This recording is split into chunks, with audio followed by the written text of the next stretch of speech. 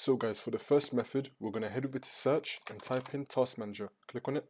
Once you're on it, you want to look for Steam. You might need to scroll down to find it, but once you see it, just click on it and then click on End Task. Once you do that, we're going to head over to the Details tab and then we're going to scroll down and then you might have Steam again right here. If you see Steam, then right click on it and then click on End Process Tree. You also want to head over into the bottom right and then click on the arrow and then you might have Steam over here. If you have Steam, right click on it and then click on Exit. And then you want to try open up Steam again and see if it works. For the second method, we're going to head over to search and type in run. Click on enter. Once you're on it, you want to type in steam://flushconfig. This will also be in the description below. Once you type that in, click on OK. And you'll wait for this to load.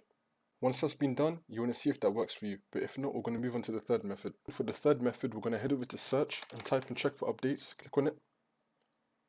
Once you're on it, you're going to click on check for updates and do all the updates that you may have. Once you do that, restart your computer. Make sure you click on restart, don't shut down, click on restart, and then Steam should be fixed.